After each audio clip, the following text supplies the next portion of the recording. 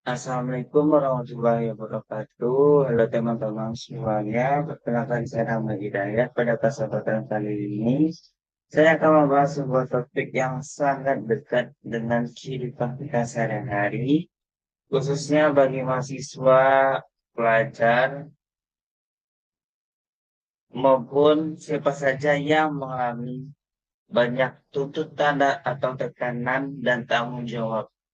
Topik yang akan saya bahas adalah dampak burnout terhadap kesehatan mental. Mungkin sebagian dari kita pernah merasa sangat lelah, kehilangan semangat, sulit berkonsentrasi, atau merasa pekerjaan dan aktivitas yang biasanya menyenangkan justru menjadi beban yang berat. Jika kondisi tersebut berlangsung dalam waktu yang lama, jadi kita mengalami burnout itu sendiri. Lalu sebenarnya apa sih itu burnout? Burnout merupakan kondisi kelelahan fisik, emosional, dan mental yang terjadi akibat stres yang berkepanjangan. Istilah burnout pertama kali muncul oleh Herbert Freudenberger pada tahun 1974 untuk menggambarkan fungsi kelelahan yang mendalam akibat tuntutan tekanan pekerjaan yang berlebihan. Seni burnout tidak terjadi hanya pada pekerja, tapi juga mahasiswa, pelajar, bahkan seorang ibu rumah tangga. Fenomena burnout semakin banyak ditemukan di era modern. Berbagai survei menunjukkan bahwa sebagian besar pekerja pernah mengalami burnout, setidaknya sekali dalam hidup mereka.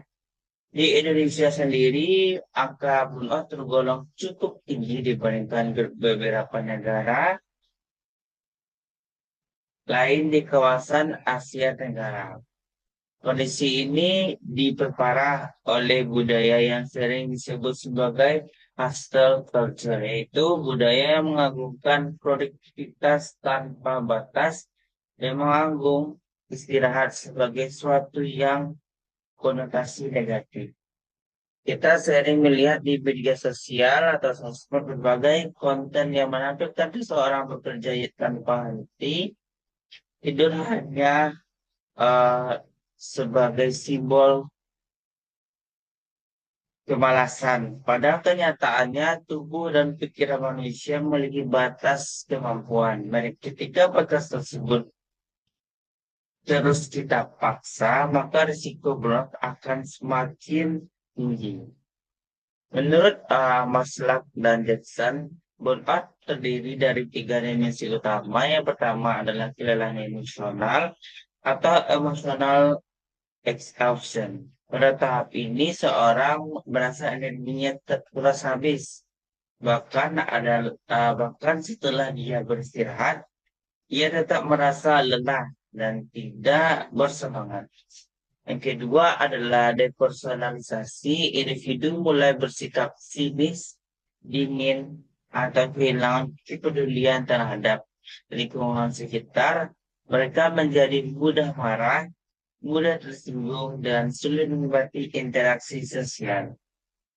Yang tiga adalah penurunan pencapaian diri atau achievement atau reduksi personal accomplishment. Pada tahap ini seorang mulai merasa dirinya tidak kompeten, tidak produktif, dan tidak mampu mencapai target yang dia harapkan.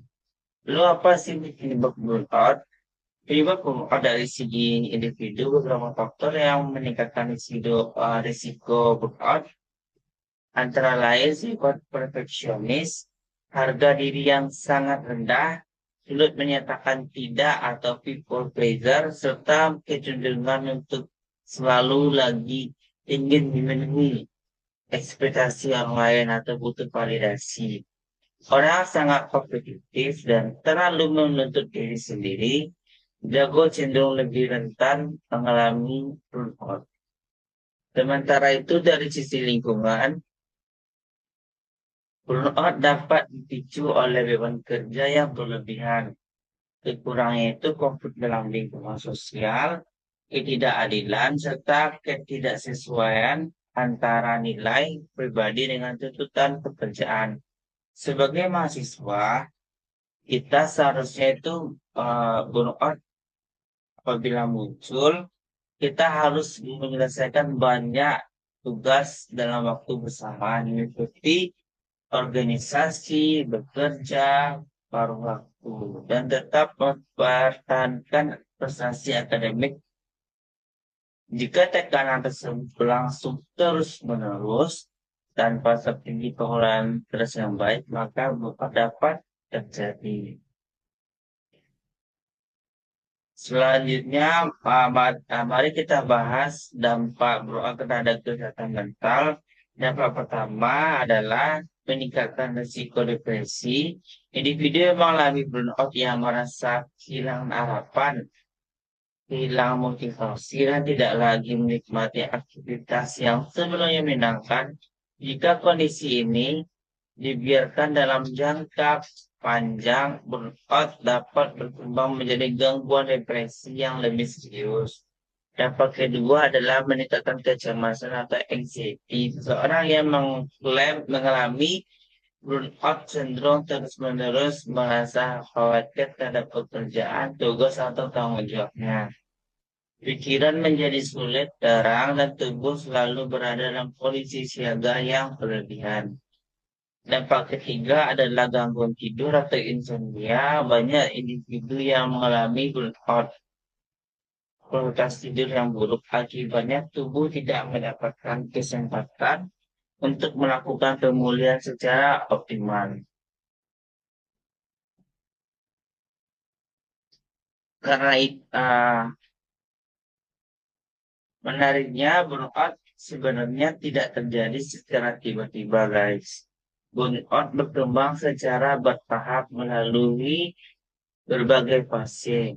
Pada awalnya, seorang memiliki dorongan atau maniak yang sangat besar untuk membuktikan dirinya. Kemudian ia mulai bekerja lebih keras, mengabaikan kebutuhan pribadi, mengurangi waktu istirahat, dan menekan berbagai konflik yang muncul. Sering waktu perubahan perilaku mulai terlihat hingga akhirnya muncul perasaan kosong, depresi, dan burnout yang berat. Karena itu penting bagi kita untuk mengenali tanda-tanda burnout sejak dini.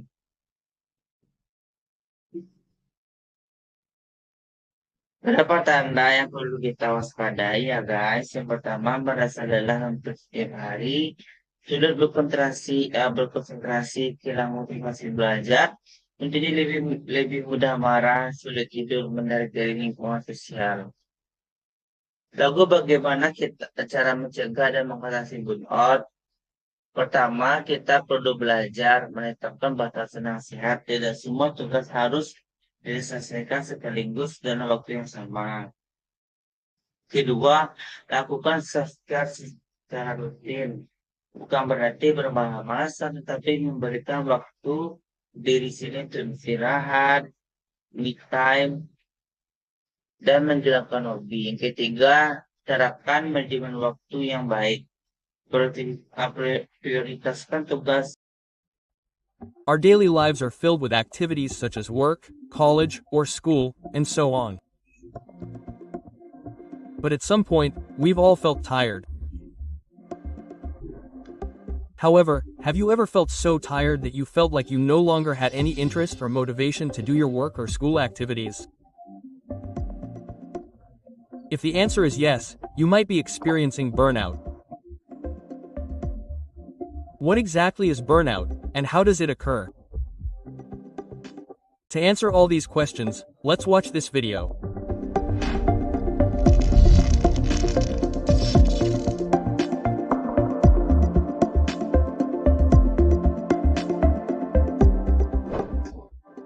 Burnout is often experienced by healthcare workers, educators, office workers, and even students because it is associated with heavy workloads and numerous work or study activities.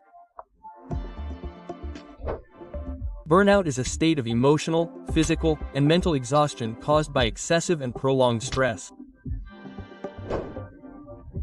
As stress continues, we begin to lose interest and motivation in work or study, reducing productivity and draining energy, leaving us feeling hopeless, cynical, and resentful. So what exactly causes us to feel burnout? Broadly speaking, burnout can occur because 1. Spending too much time working or studying to the point of not having time to rest and socialize. 2. Feeling a lack of control over work or learning activities. 3. Lack of appreciation for good results.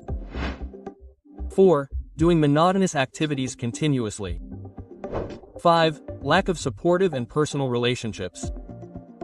And lack of sleep. 7. A tendency to be a perfectionist. 8. Working or studying under conditions of constant high pressure. Now that we know what causes burnout, let's look at the signs of it. 1. Feeling extremely tired and low on energy all the time. 2. Frequent headaches and aches. 3. Changes in eating and sleeping patterns. 4. Loss of motivation to do anything. 5. Avoiding responsibilities and constantly procrastinating. 6. Being overly sensitive. The important question we need to ask then is, how can we overcome burnout? The first thing we can do is seek support from those closest to us. Social contact is one of the best ways to reduce stress. Talking with a good listener can lighten the burden that feels heavy. The next step is to reframe or change our mindset. If work or college feels very heavy and unpleasant, try shifting our focus to other enjoyable aspects of it, such as the positive effects of the work we do or simply meeting a crush on campus. Bernard's condition could also be caused by a lack of rest and time for fun. If so, perhaps it's time for some healing. For travel lovers, it's time to take a relaxing weekend. Just to go out of town. But don't worry, healing doesn't always have to involve traveling. Healing can be as simple as pursuing a hobby or exercising. Exercise stimulates the production of endorphins, which make us feel happier, more relaxed, and reduce stress. Another way to heal is through quality sleep. Sleep allows our brain and body to rest. A good night's sleep makes it easier to deal with the day's stress.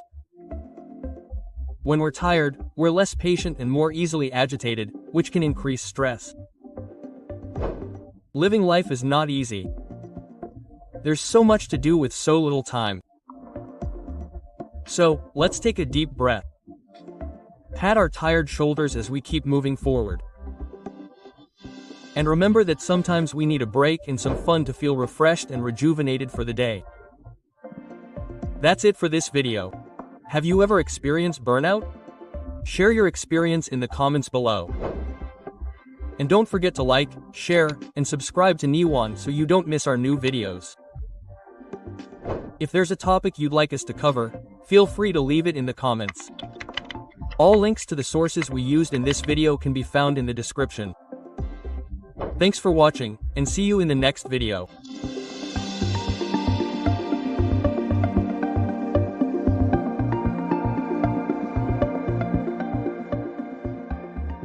Yang paling penting, dan hindari kebiasaan menunda pekerjaan karena hal tersebut juga dapat meningkatkan stres.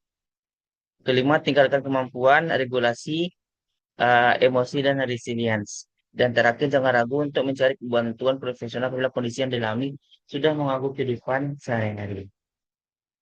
Teman yang saya hormati, kesamaan sama pentingnya dengan fisik. Kita sering berusaha menjaga tubuh dengan makan sehat dan berolahraga. Tetapi terkadang lupa menjaga kondisi psikologis kita. Padahal keduanya saling berkaitan dan mempengaruhi kualitas hidup secara berkeseluruhan.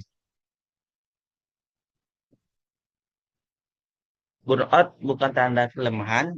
Burnout adalah sinyal bahwa tubuh dan pikiran membutuhkan perhatian, pemulihan, dan keseimbangan. Oleh karena itu, penting bagi kita sendiri untuk mengenali tanda-tanda sejak dini, mengelola stres dengan baik, dan memberikan ruang bagi diri sendiri untuk beristirahat atau self-care tadi. Semoga pembahasan mengenai dampak burnout terhadap kesehatan mental ini dapat menambah wawasan dan peningkatan kesadaran kita semua tentang pentingnya menjaga keseimbangan antara produktivitas dan kesehatan mental. Saya Rama Hidayat mengucapkan terima kasih atas perhatian dan waktu teman-teman semua. Wassalamualaikum warahmatullahi wabarakatuh. Sampai jumpa.